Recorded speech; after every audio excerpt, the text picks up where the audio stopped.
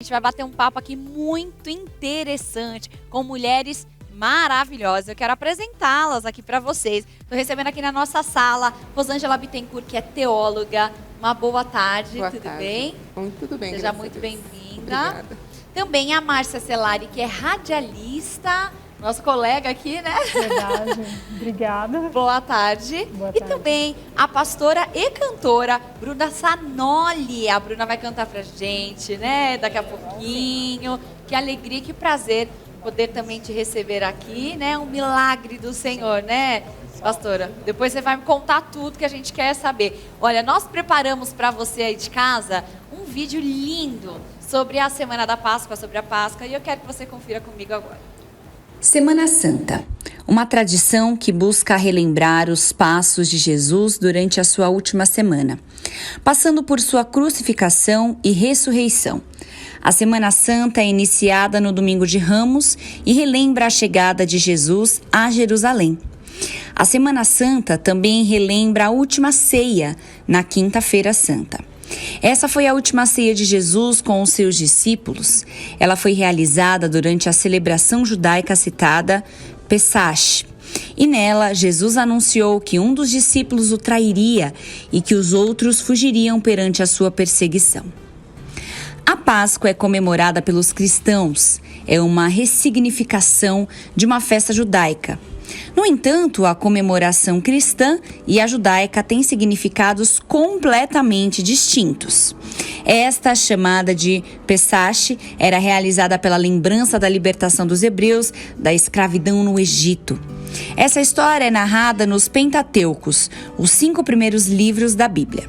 A palavra Pesach, do idioma hebraico, significa passagem e faz menção à passagem do anjo da morte no Egito, a 10ª praga, conforme a narrativa bíblica. A festa foi revisada pelos cristãos, passando a relacionar-se à crucificação e à ressurreição de Cristo. A Páscoa é, para muitos cristãos, a festa de maior importância do calendário religioso, uma vez que ressalta um acontecimento de grande importância dentro da fé cristã, a ressurreição, entendida no cristianismo como uma demonstração da divindade de Jesus. Porque Deus amou o mundo de tal maneira que deu o seu Filho unigênito para que todo aquele que nele crê não pereça, mas tenha a vida eterna. Mas que maneira é essa? Com amor ágape, um amor que se doa sem nada pedir em troca, amor verdadeiro, incondicional, amor que se entrega, o amor que é capaz de fazer qualquer coisa pelo outro, sem esperar nada em troca, a ponto de sofrer, se humilhar, ser desprezado, acusado, sem nada a dever, chegando a doar a própria vida para salvar a humanidade. Celebramos a Sexta-feira Santa, a Paixão de Cristo, que teve uma coroa de espinhos na cabeça, crucificado e morto, e ainda disse a Deus: Pai, perdoa, pois eles não sabem o que fazem. Mas não era o fim, apenas o começo, pois ressuscitou e é o nosso Deus vivo que hoje comemoramos esse tempo para reflexão e preparação para a Páscoa, a passagem da morte para a vida. É a ressurreição, a vitória do nosso Deus sobre tudo que fere e mata a vida, o nascimento de uma nova vida de amor com Deus. Feliz Páscoa!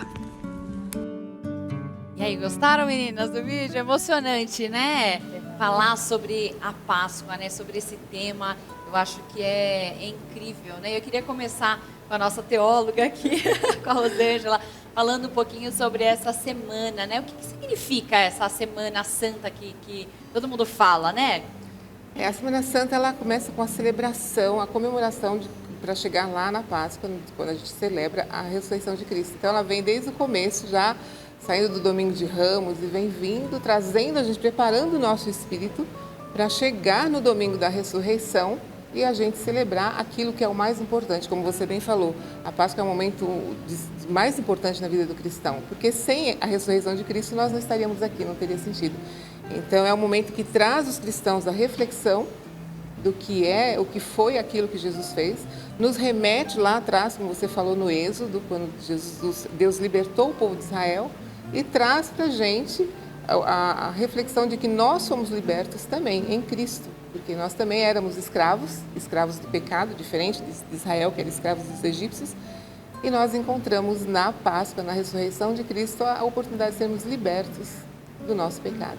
Forte isso, né, pastora Bruna? Muito forte. A maior demonstração de amor que poderíamos ter, né? A cruz de Cristo, ela nos traz essa lembrança de que o amor verdadeiro existe e ele foi demonstrado por cada um de nós. A compaixão, né, eu acho que é uma palavra forte, que eu acho que entra dentro do tema, né, que a gente vive hoje, né? Então a Páscoa, ela, para mim, ela representa muito essa compaixão, né? Jesus se desapegar de quem ele era, né? Porque ele poderia ter escolhido não ir para a cruz, né? Ele poderia ter falado, não, eu não vou, esse lugar, né, não é para mim, eu sou o filho de Deus, então eu não vou, né, entrar nessa briga aí, né, Márcia? É verdade. Como eu sou da comunicação, assim como você, eu entendo muito a Páscoa assim como uma comunicação mesmo, lá da eternidade, Jesus comunicando o amor dele, né, a toda a humanidade. Então, mais do que ninguém, Jesus era um grande comunicador, e a morte na cruz e tudo que ele fez por nós foi a comunicação desse amor e dessa salvação. O ministério de Jesus, ele começou com 30 anos. Sim. Foram 3 anos e meio, mais ou menos, é isso? Alguns estudiosos dizem que né? sim, né? Mas foi um período ali quando ele assume o ministério dele, que começa, tem o início ali na festa de Caná, né? No casamento, e vai mais ou menos no período de... Alguns dizem que ele, 31, 32, 33 anos, foi quando ele morreu, mas é mais ou menos isso. Mais ou menos 3 Mais ou anos, menos né? 3 anos. E é tão incrível, né? Porque Jesus, ele fazia tantas coisas e ele ainda tinha tempo de descansar. Eu acho isso sensacional, assim, quando a gente fala de Jesus, o fato dele achar tempo para descansar, né? E hoje a humanidade, ela tá a 1000 por hora e a nossa maior dificuldade é parar. Sim. Sim. Vocês acham isso Sim. também? Quando a gente olha para a vida de Jesus, a gente precisa entender que ele é o nosso melhor e principal modelo em todos os sentidos. Então, Jesus, ele tinha o ministério dele, ele tinha os momentos de estar ensinando os discípulos, de estar propagando a palavra, o reino de Deus, mas ele também tinha o tempo de oração com o Pai, porque ele não se privava de estar com o Pai em momentos, ele somente e o Pai, e também nos momentos de descansar. Isso mostra para a gente a importância que nós temos de ter uma vida também assim. Nós temos que nos dedicar a todos os nossos afazeres, que é impossível a gente não lidar com as nossas coisas hoje, mas também termos o nosso tempo com Deus, com o nosso Pai, através de Jesus Cristo, e também um tempo de descanso, porque senão o nosso físico não aguenta. Né? Né? E como que é para você, pastora? Você é pastora, é cantora, tem aí uma vida a 1000 por hora, ainda passou por uma questão, né, na sua saúde. Como é para você essa relação com Jesus? Como ela falou, como comunicador, como o modelo que Cristo é, a gente verdadeiramente tem que se basear nisso. Mesmo ele tão atarefado, com tantas coisas, ele sabia como ninguém administrar esse tempo, né? Ele sabia que para nós entendermos que nós temos as nossas coisas para fazer, mas não devemos esquecer o principal, a essência. Porque a nossa vida é totalmente passageira e muito rápida, né? Ele mostrou em todos os momentos isso, que o ministério dele foi muito rápido, mas que dava para fazer muita coisa, como demonstrar amor, como dedicar um tempo para o descanso, como dedicar um tempo para a família, aos amigos, para si próprio, porque ele também tinha comunhão, um momento de oração, e assim nos dá o maior exemplo, que nós temos sim, às vezes essa correria, a gente fala, ai, não dá tempo, não dá, dá sim. Sempre dá tempo, Sempre né, dá pastora? tempo, o jeitinho, né? A gente Olha, sempre consegue eu dar um quero jeitinho. que você me conte no próximo bloco. A gente vai para um break rapidinho. Eu quero que você conte a sua história no próximo bloco. A gente vai de break, já volta, não sai daí. Viu como foi bem rapidinho? Já voltamos. Eu já vou passar a bola para a Bruna, que ela estava contando, gente, um pouquinho sobre a história dela, né, com Jesus. Eu sei que você tem um testemunho super forte, né, Bruna, pastora, desculpa, né? Conta pra gente, por favor, pastora. A gente quer conhecer um pouquinho da tua história.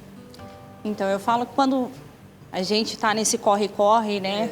Jesus, ele é tão lindo que ele nos mostra que verdadeiramente dá para a gente parar, dá para a gente fazer algo que não fazia, que tem tempo para todas as coisas.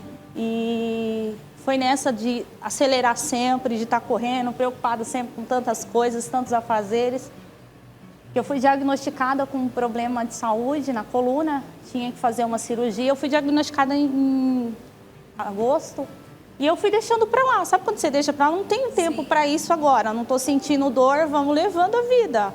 Tem casa, tem filho, tem igreja, tem tanta coisa para fazer. Até que em novembro foi o boom. Não, você vai parar, vai parar. Tive que ir para o hospital, fui internado às pressas, porque o problema já tinha se agravado tanto que estava paralisando minha perna esquerda. Então a gente se vê. Tantas coisas para fazer. Ué, você não tinha tantas coisas para fazer? Parar tudo. E quando eu fui internada para fazer a cirurgia, era 24 de dezembro. Uau! Quem não gosta de estar em casa dia 24 de dezembro, preparar aquela ceia para a família, a gente se acha insubstituível, Sim. né? Isso é verdade. Tenho que comprar o presentinho da filha, tenho que preparar as coisas da igreja, tenho que preparar meu esposo. Dia 24 de dezembro, estava lá eu internada, falei assim, Senhor da glória, estou aqui. E verdadeiramente a gente tem que parar. Fiz a cirurgia, falei assim, fiz a cirurgia, tá tudo resolvido? De coisa nenhuma. Tive um probleminha, paralisou a minha perna esquerda.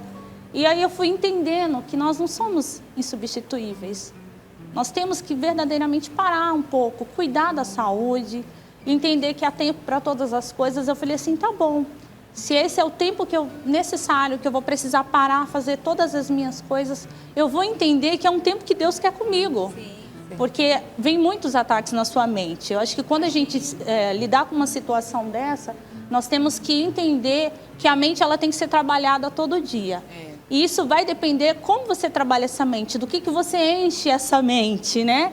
Se são as palavras negativas que o médico falou que você não vai mais andar, se são as coisas que a gente tem mania disso, né? Deixa eu pesquisar no Google. Nossa, a pior coisa é isso, né? O doutor Google que a gente fala, Doutor né? Google falou que eu não ia mais andar, tal. E eu falei assim, não, quer saber? Eu vou me encher da presença de Deus, eu vou ficar aqui no meu cantinho quietinha, eu vou continuar dando suporte para minha família, mas de forma mais reservada. A gente continua observando, continua chamando atenção, continua orando, que é a base de todos nós, se não buscarmos a presença do Senhor, e crendo na palavra, porque nós falamos que Deus é um Deus de milagre. Sim.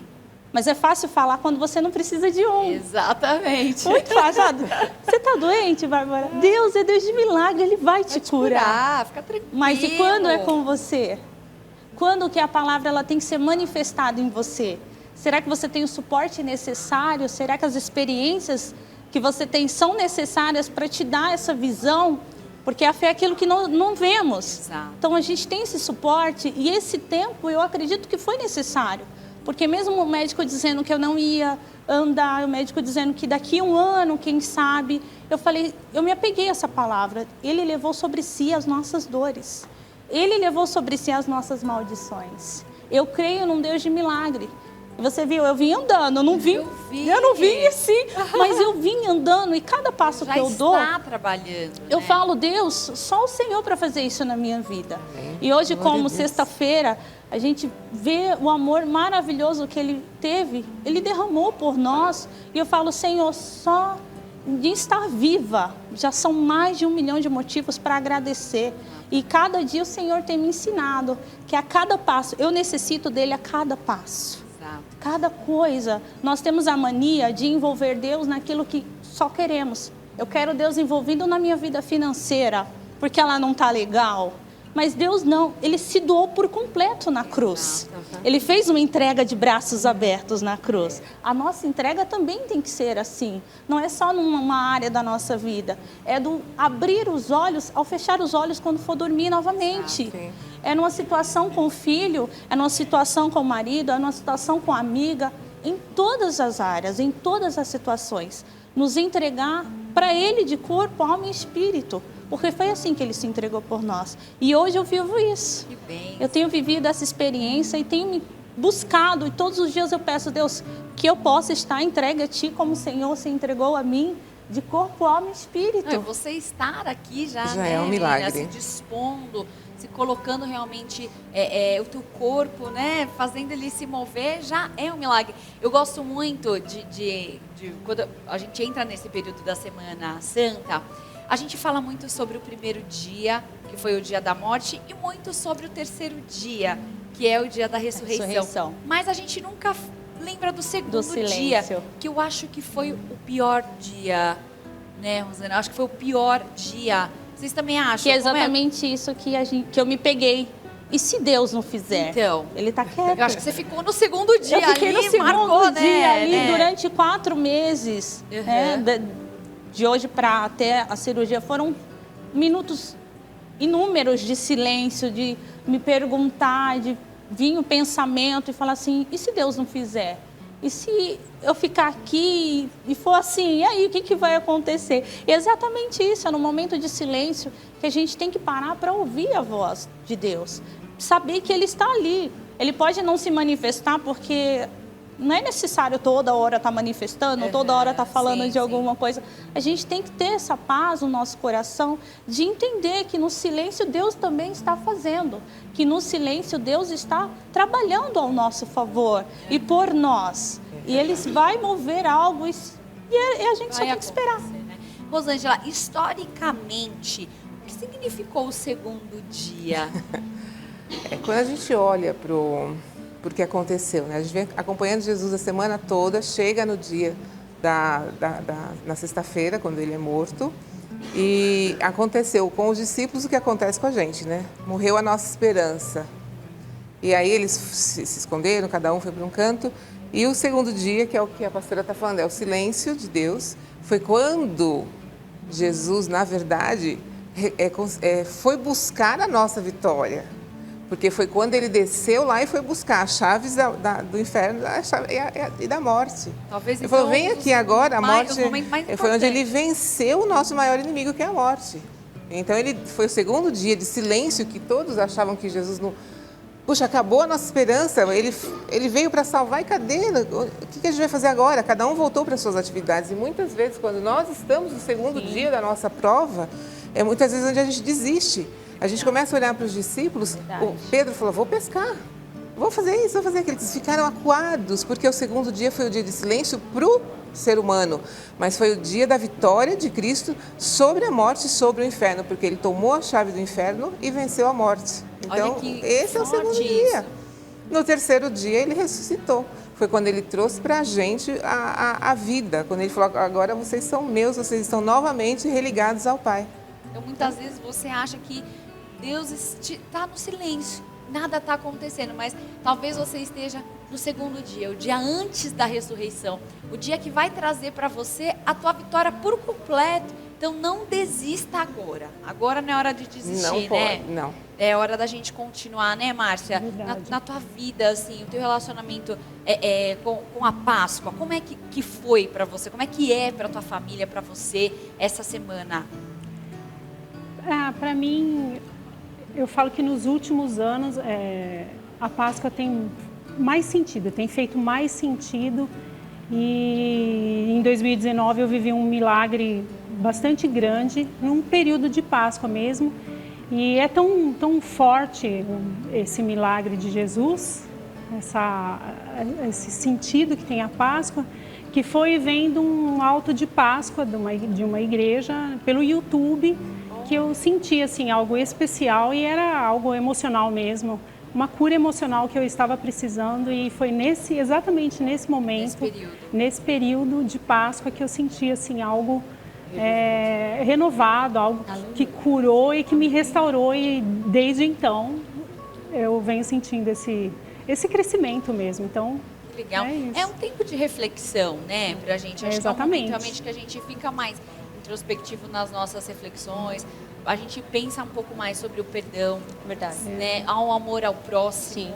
Né? Acho que é uma data realmente que nos remete a isso, né? E lendo um pouquinho sobre a vida de Jesus, a gente vê alguns milagres que ele fez, onde ele ressuscita algumas pessoas. Sim. Né? Então, a gente vê que ele ressuscita algumas pessoas antes dele ressuscitar, mas nenhuma ressuscitação que aconteceu, né, foi como a dele. Né? Todos que Jesus curou e ressuscitou, eles morreram novamente. Sim. Né? Então, ele veio, ele mostrou como era, mas só ele realmente é o único que morreu e ressuscitou para sempre. E eu queria que você falasse um pouquinho também para a gente, Rosângela, né? Agora no dia da ressurreição, o terceiro dia.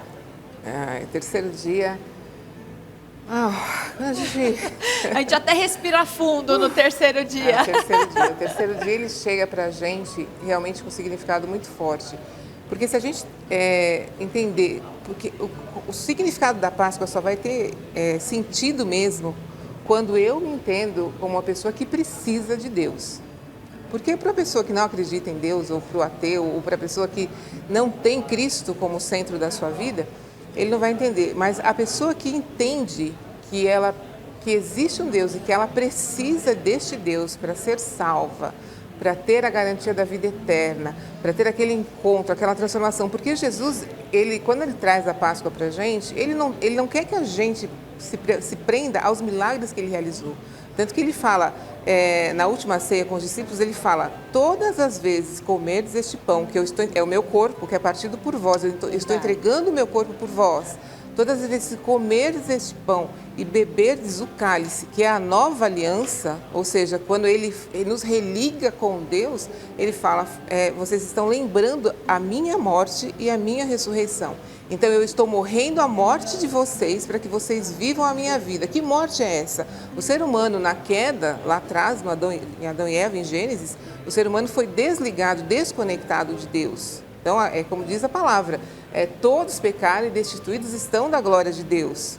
Então, Jesus veio para que a gente pudesse ser religado a esse Deus. Então, quando Jesus ressuscita e ele nos perdoa de todos os pecados, ele nos garante essa salvação, a gente tem que respirar fundo e dar glória a Deus, falar: Deus, muito obrigado, porque o Senhor morreu a minha morte. Era eu que tinha que estar lá naquela cruz. Celebrar. Quando esses dias as meninas dos nossos grupos, né, mandaram aquele filme do Mel Gibson, A Paixão de Cristo. Eu assisti aquele filme umas 6 vezes e todas as vezes eu choro. Nossa, e eu não consigo olhar a hora que Jesus é pregado na cruz. Por quê? Porque eu tenho consciência de que aquela cruz era para mim, aqueles pregos eram para mim, eu era a portadora do pecado. Então, quando a gente chega no terceiro dia, Jesus fala assim: olha, eu morri por você, eu ressuscitei, eu fui lá no inferno, peguei a chave da morte, a chave do inferno, trouxe a vida para vocês. Então, a ressurreição é isso, é a garantia de que Deus me deu a vida. Foi algo tão forte, né, quando Jesus ele decide se entregar. Como a gente até falou, né? Ele é filho de Deus, ele poderia ter falado, não vou. E Deus, como Deus, poderia também não ter decidido fazer Jesus morrer ali, né? A preço de sangue, porque ali Jesus nos comprou, né? Mas só que Deus, ele é justiça. E ele só poderia, né, fazer com que o plano da redenção fosse concluído a partir do momento que tivesse o derramamento de sangue. Sim. Né? Então, a gente, Deus não é um Deus, né? Porque tem muita gente que tem medo, né, de Deus, que acha que Deus... Não, Deus, ele é justo, ele é justiça, mas ele é amor também, mas ele também é justiça, né? Quando você fala dessa parte de Jesus poderia ter parado, a gente vê quando Jesus está no Getsemane orando e falando com Deus, ele ora a primeira vez, e ele está em angústia, e a gente sabe o tamanho da angústia que ele sentiu, e ele levanta e volta lá para os discípulos, né? Pedro, vocês não podem vigiar comigo 1 hora, porque os discípulos estão dormindo. O peso era grande, né? E ele volta e ele clama novamente para Deus: Pai, se possível for, passa de mim esse cálice. E aí ele levanta novamente, os discípulos estão dormindo. Quando ele volta, que ele ora a terceira vez, quando ele se levanta, a postura dele já é outra. Sim. Porque ele já não se levanta mais naquela postura: passa de mim esse cálice. Não, mas seja feita a tua vontade. E tanto que quando Pedro corta a orelha de Malco, Jesus fala, não faça isso, porque eu poderia aqui chamar 12 legiões de anjos e eles me salvariam, mas né? ninguém tem o poder de tirar a minha vida. Ele fala, né? Eu a entrego. Eu a entrego porque eu tenho o poder de tomá-la novamente. Então, Jesus fez porque realmente Ele nos amou. Sim. E eu acho também que assim, né? Uma das coisas que o diabo mais quer tirar da gente é a nossa identidade como filho. E Jesus, ele tinha muito a certeza de que ele realmente era filho. Quando ele é batizado, que o Espírito Santo reconhece ele como filho, né, e se agrada daquela atitude dele, é engraçado que em Lucas 3, quando vai para Lucas 4, que é o próximo, ele é tentado, onde tem lá, né, ele é tentado no monte, e a primeira coisa que o diabo fala para ele, se você é filho, então, né, aparece o pão aí, você não está com fome? Né? Então, uma das coisas realmente que a gente vê que o diabo quer tirar é a nossa filiação. E Jesus tinha essa plena certeza. Acho que por isso, então, como ele tinha a sua identidade tão firmada, tão certa de quem ele era, ele falou, não, eu vou pagar esse preço. Sim. E nesse mesmo raciocínio de identidade, de mostrar para cada um de nós que temos identidade como filho, ela citou aqui Malco. Malco, ele estava sendo preparado para ser um sacerdote. E se você ler, para ser um sacerdote, você tinha que ter todo um script certinho. Não podia ter defeitos, tinha que falar bonito, tinha tudo isso. E quando Pedro vem e corta a orelha, ele tenta tirar essa identidade. Ele tenta... A situação vem com que o que Malco estava preparado a vida inteira para fazer fosse desconstruída, fosse tirada e tomada naquela situação. Tirou a orelha, ele não seria mais sacerdote.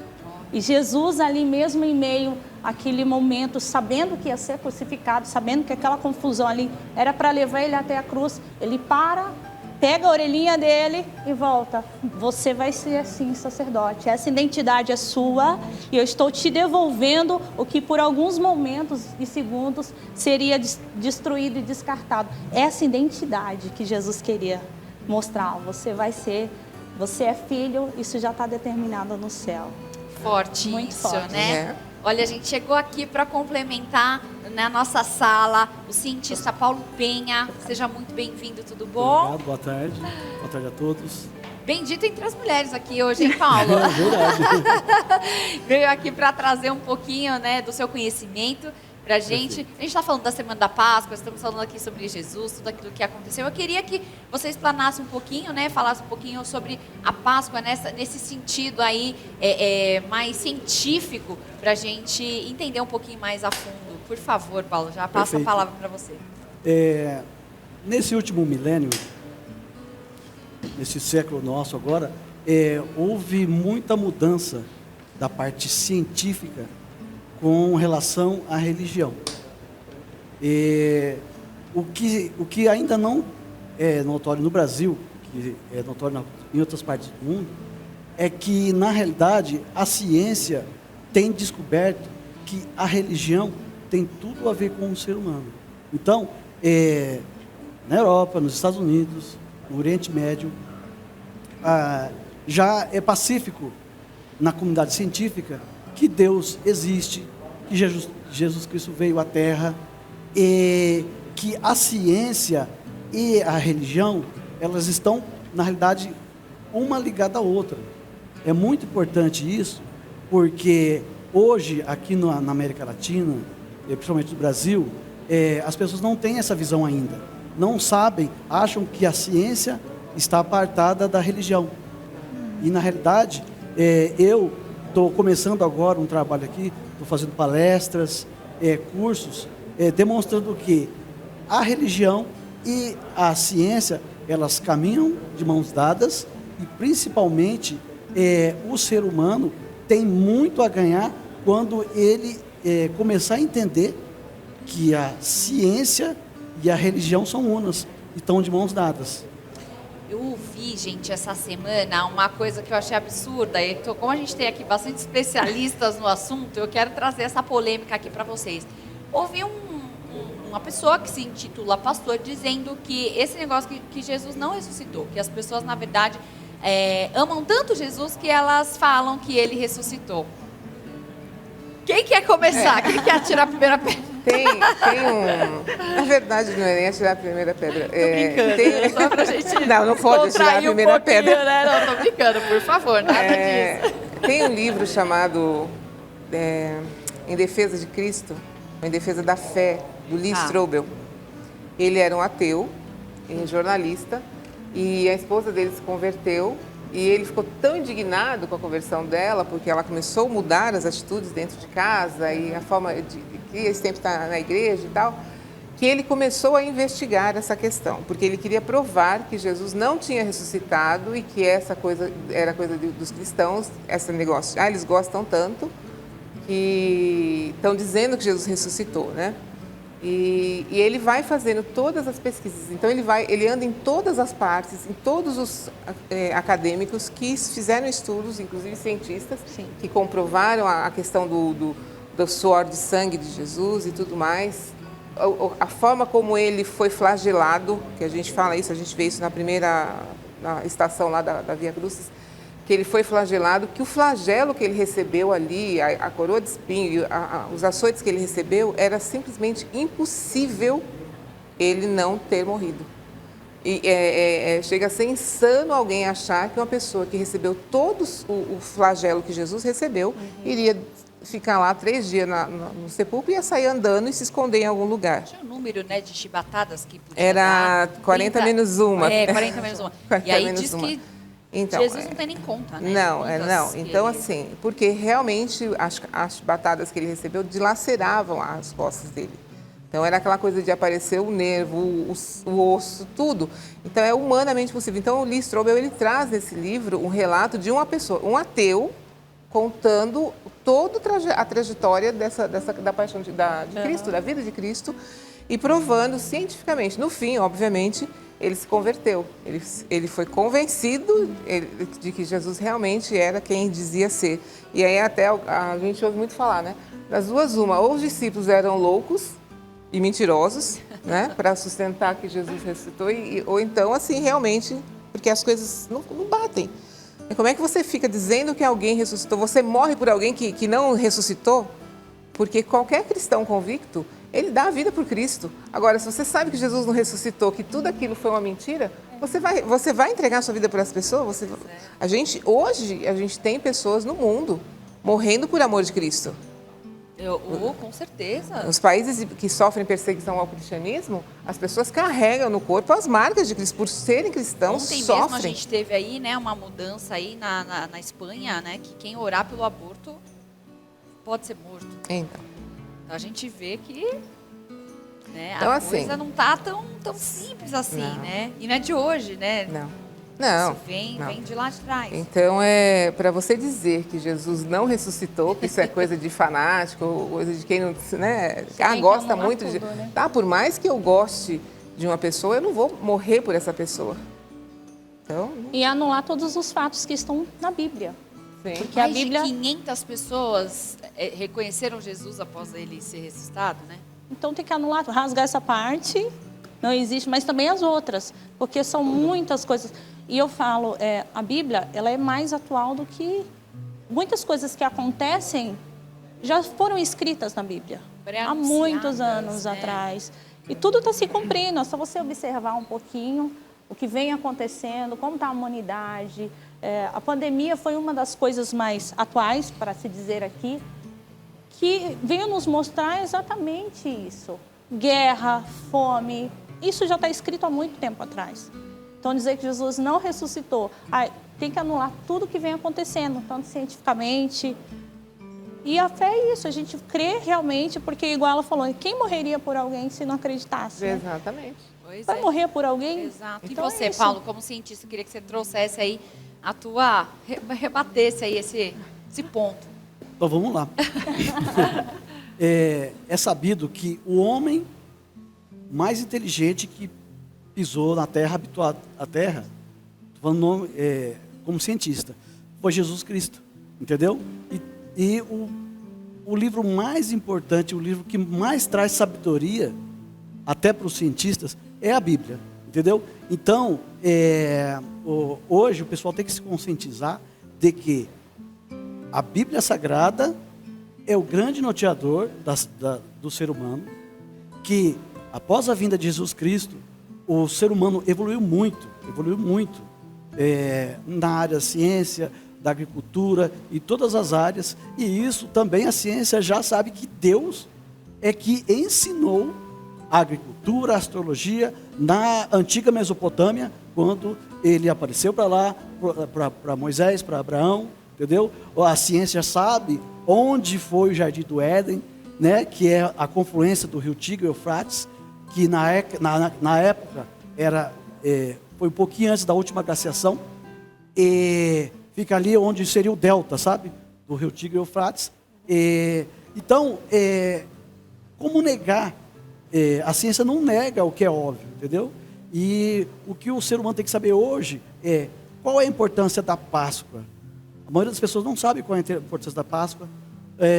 Não tem muitas informações que o resto do mundo tem, o Brasil não tem. Mas nós estamos fazendo um trabalho, estamos fazendo com as palestras, cursos, para nortear as pessoas e para que o jovem, os casais saibam que para você ter uma vida de prosperidade, para você ter uma vida abundante, você tem que acreditar na religião, seguir a religião em comunhão com a ciência. Porque, como eu te disse, como Jesus Cristo foi o homem mais inteligente que pisou na face da terra, os ensinamentos que ele trouxe para nós são de grande valia, entendeu? E principalmente aquela questão do espírito e da mente. Tá? Nas palestras a gente fala isso. Como ocorre essa simbiose entre o corpo e o espírito, entendeu? Porque nós somos a prova viva disso, né? O ser humano, o único ser racional que foi criado à imagem e semelhança de Deus. A ciência, ela tem, depois que foram descobertas algumas coisas, os ingleses, o pessoal lá do Oriente Médio, avançaram muito. Você pode ver Israel, um país muito desenvolvido. A própria Ásia, né? 20 anos para cá, o Vietnã se tornou um país muito rico, porque eles estão investindo na educação, só que não abrem mão da religião. Sim. Aqui ainda na América Latina nós estamos gateando ainda. É verdade. Que é o trabalhar a mente. Exatamente, Ele citou né? o trabalhar a falando, mente, né? que todos os dias nós temos que trabalhar a mente. Sim. Eu até analisei assim friamente, quando o médico me falava algo negativo, e eu chegava em casa e ele falava assim, ó, e vinha aquela palavra na minha cabeça, e eu realmente, eu não consigo. Aí me dava aqueles 3 minutos de, peraí, que Como fé é não? essa? O que está acontecendo? Consigo. O que eu tentei fazer com o pensamento que o médico me falou, não conseguia, depois conseguia, dei um passo, olha, eu estou conseguindo dar um passo, é o trabalhar a mente. Exatamente. E a teóloga você ia falar alguma coisinha antes da gente puxar, e eu falei, segura um pouquinho e tal. Você quer complementar o que o cientista estava falando? Pegando um gancho da fala dele, né?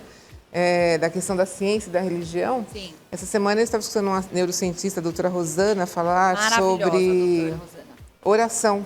E diz que é comprovado cientificamente, ele pode, né, comprovar isso, de que a oração faz bem. Os médicos já dizem que quem ora tem a possibilidade de se recuperar mais rápido. Sim. Que a oração faz bem fisicamente. Sim. Então, olha que bênção, né? Como que acontece cientificamente, nossos neurônios, Paulo? Como é que acontece quando a gente ora? Explica. Na realidade aí. é o seguinte, nós temos 2 tipos de sinapse. Nós temos a sinapse química e a sinapse elétrica.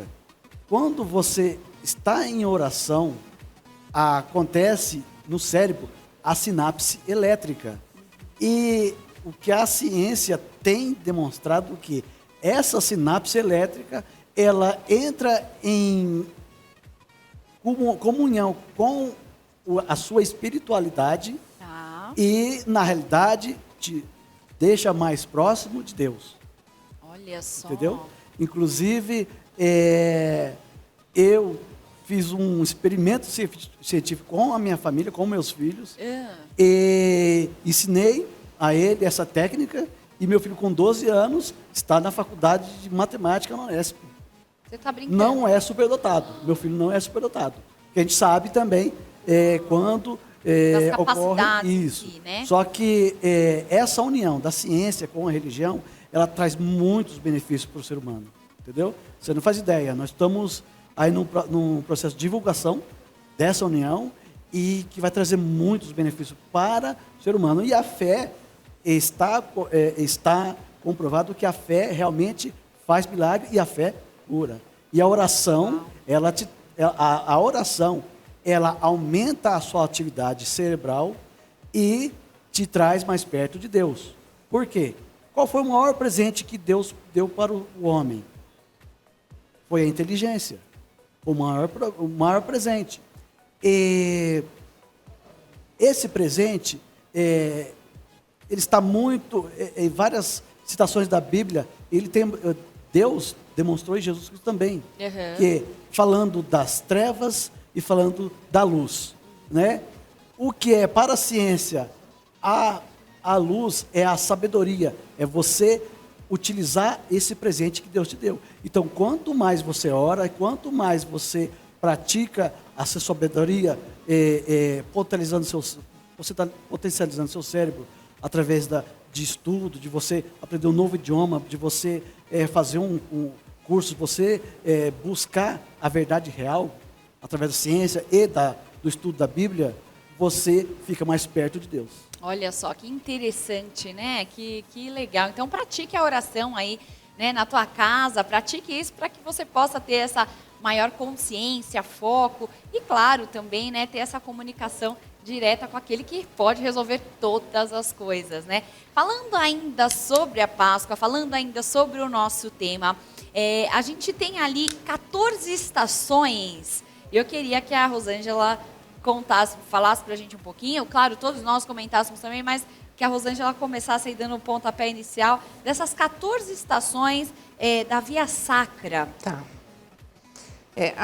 As 14 estações, como a gente conhece, elas são muito focadas no cristão católico. Tá. O cristão evangélico, ele passa pelas 14 estações também, mas a gente tem uma visão diferente, a gente tem um comportamento diferente. Mas, por exemplo, a primeira estação, eu não sei se vocês vão mostrar a imagem. Não sei se a gente vai ter imagem, se tiver, pode colocar para a gente também junto conforme a doutora for falando, a gente vai passando também aí a Via Sacra. Então, a primeira estação. A primeira estação é a parte de onde Jesus foi condenado e na sequência, ele é flagelado. Tá. É ali onde ele vai receber a coroa de espinho. Certo. Né? Então, a segunda estação é quando ele já está todo flagelado, já com a cruz, com a coroa, e ele recebe a cruz para começar a caminhada dele pela Via Crucis. Certo. A terceira estação é quando ele cai a primeira vez. Então, ali, quando você está caminhando pelas ruas de Jerusalém, fiz o caminho, a Via Cruz. Então, você tem um marco ali, aonde Jesus caiu, é simbolizado por uma capela, eu não vou lembrar os nomes, sim, tá? Não tem problema, mas tem um marco ali, aonde Jesus caiu, para que o peregrino, ele passe por ali, ele pare. Porque qual é a ideia da Via Crucis para nós hoje, no nosso tempo? É quando você faz essa trajetória, você vai relembrando os passos que Jesus fez por amor a você, que é o que você falou da reflexão. Sim. Então, você vai caminhando ali, então você se lembra do flagelo que ele sofreu por amor a você, você vê o momento da cruz que ele suportou por você. Quando ele cai a primeira vez, você pode parar e colocar a mão no lugar. É lógico que hoje a geografia da Cidade Velha, onde tem a Via Cruz, ela é muito complicada, porque você chega lá, está lotado de gente, né? Bem então, cheio. o peregrino, ele tem realmente que estar em conexão com Deus. Por quê? Porque ele precisa, no meio de uma multidão de gente gritando, vendendo, comprando, ele precisa se conectar com Deus. Então, é importante, quando você para diante dos símbolos que representam os passos da Via Crucis, você parar ali e se lembrar. Então, ali é quando ele cai. Que é a terceira estação. Essa é a quarta, né? A quarta estação. Quando ele encontra com a Maria, se eu não me engano, ele encontra com a mãe. Com a sua mãe. E aí, quando a gente para nesse ponto que você vê ali o símbolo de Jesus diante do marco que tem ali, ele se encontrando com Maria, a gente é remetido automaticamente quando o anjo anunciou para Maria que ela seria mãe do Salvador. E que na trajetória de Maria até esse dia, ela foi guardando tudo no coração. Certo. Quando ela chega ali nesse ponto que ela encontra Jesus, eu como mãe, eu fico imaginando o coração de babado, Maria, né? É. dela ver o filho dela preparado por Deus para esse momento, né? Então, é o momento em que Jesus encontra com Maria. Aqui é quando eles chamam Simão ajuda Cirineu Jesus, para ajudar né? a carregar a cruz. Uhum. É outro ponto de reflexão. Por quê? Por que Jesus, além de caiu ali e não conseguiu carregar a cruz? Porque além de todo o sofrimento dele, que muitas vezes a gente pensa que o sofrimento de Jesus foi físico, que ele sofreu, lógico que foi. Mas por que Jesus vai caindo ao longo do caminho? Ele cai ainda mais 2 vezes. Porque o peso do pecado que ele está carregando, que é meu, seu, de toda a humanidade, é muito grande. Então ele cai. Aí eles pegam Simão Cirineu para ajudar né? Jesus a carregar a cruz. A sexta estação. A sexta estação é quando, se eu não me engano, é quando ele encontra a Verônica. Verônica limpa a face. Verônica, de Jesus, então, é isso? é aquela coisa da compaixão que a gente já falou assim. Jesus para naquele momento e para quem já transpira muito e o suor cai no olho, a gente sabe que arde. É. Ali está o suor e o sangue de Jesus. sangue, meu Então, Deus. Verônica, numa atitude de compaixão, vai lá e seca o rosto de Jesus com o Santo Sudário, que hoje ele está numa igreja em Turim, na Itália, lá guardado, né? E as pessoas podem ir lá ver o Santo Sudário, né? A sétima estação, Jesus Quando cai cai pela novamente, segunda e ele vez. vai todo esse caminho caindo, em todos esses lugares tem marcos para você parar e refletir. Então, é assim, a Via Crucis é isso mesmo. Hoje, para a gente, é trazer a memória mesmo, é você parar e sentir. Porque se você for lá só como turista, você vai passar por aí e você não vai ter nem noção, porque, como eu falei, a geografia lá assim, Jerusalém Antiga ela é dividida em 4 bairros, né? Então tem o bairro muçulmano, o bairro judeu, o bairro cristão e o bairro armeno. E você passa por esse bairro e é muito cheio de gente. Eu já tive a oportunidade de ir até lá, realmente. É uma Então- loucura, é lojinha para tudo quanto é lado, é uma coisa que Então, você tem realmente que ter essa Essa ideia, essa consciência de que aonde estão os marcos, porque são capelas, são pontos, que eles vão colocando no caminho que é para que você pare. Ali é quando ele... A oitava estação, Onde Jesus ele encontra com as as mulheres, mulheres, né, de isso. Jerusalém. Que é outro ponto de reflexão, porque muitas pessoas falam que o cristianismo é muito machista, que era só os discípulos, mas em toda a trajetória de Jesus, as mulheres acompanhavam ele. Muitas mulheres sustentaram o ministério de Jesus. Jesus sempre valorizou a mulher. Então, nesse momento, nesse ponto, é onde a gente mostra mais uma vez que Jesus, o carinho, o amor, o respeito que ele teve pelas mulheres. Ele fez questão de mostrar isso o tempo todo no ministério dele, né? A nona estação, Jesus Quando cai ele pela cai terceira novamente. vez. Ou seja, já está chegando ali no finalzinho, né? Já está quase, já está terminando a Via Crucis e ele sabe onde ele vai chegar. E quanto mais perto da cruz, da morte ele chega, mais pesado vai ficando. Sim. Mais pesado vai ficando, porque ele está carregando o pecado do mundo. Às vezes a gente fala assim, nossa, mas falando de pecado, falando de... Mas é a realidade. Mas é a verdade, né? É a realidade. Jesus veio para isso, né? A nossa libertação em Jesus é a libertação do pecado, né? Com certeza. E aí ele cai novamente, aí a décima estação já é dentro, quando ele já está... Ele é despojado, né, das das suas vestes. É um pouco antes dele entrar na catedral, Que ele é pregado, né? Isso. É um pouco antes dele entrar, que eu esqueci o nome do lugar. Olha aí, ele é despojado, as Aí suas vestes. isso. A 11ª, Jesus é pregado na cruz, que aí é... Aí, inclusive, dentro, que essa imagem não mostra, mas dentro, lá em Jerusalém, dentro da Basílica, é isso que a expressão, tem o local onde eles mostram que Jesus foi crucificado, e tem a representação do Cristo na cruz ali. E aí, quando você entra nessa basílica, é impossível, mesmo o cristão católico e o cristão protestante, não sentir a emoção, porque é como assim, a arqueologia trouxe para a gente os lugares onde Jesus passou. Sim. Mas o que nos conecta mesmo a ele é a fé. E aí, diante de um símbolo que mostra que Jesus esteve ali, que foi onde ele foi crucificado, onde a cruz foi fincada, porque tem também o símbolo dentro da basílica do local da cruz, onde ela foi fixada. Tem o local, nessa parte que ele é tirado da cruz, que ele é colocado sobre uma pedra. Aí já é a 13ª Já é a estação, 13ª onde ele é estação. descido da cruz. A 12ª, Jesus morre. Isso. A 13ª, Jesus é descido da cruz, que aí Isso. é essa que a gente está vendo, né? E aí tem a pedra no chão, onde eles dizem que foi ali que ele foi ungido, que as mulheres prepararam ele. Que é outro lugar que a gente para pensar, que você fala assim, não tem como você, por mais que você não queira, você olha e fala assim, mesmo que a arqueologia diga, porque a arqueologia em Jerusalém nunca é 100%, né? Uhum. É aquela coisa assim. É uma Mas média mesmo ali dos assim, lugares, né? você, diante do local onde você imagina que o seu Senhor foi colocado, não existe como você não se emocionar. Então a gente vê tanto cristão católico como cristão evangélico, muitas vezes se abaixando, beijando o local, fazendo as suas preces ali. E depois, acho que tem a 14ª. É a última estação que Jesus é sepultado, Esse né? é o Santo Sepulcro. E dentro da Basílica tem lá o Santo Sepulcro, que, glória a Deus, está vazio. Está vazio. E aí tem uma diferença também, porque tem um outro local em Jerusalém que é colocado, né, o Jardim de Getsemane, que tem outro sepulcro, que também dizem que pode ser ali onde Jesus foi sepultado.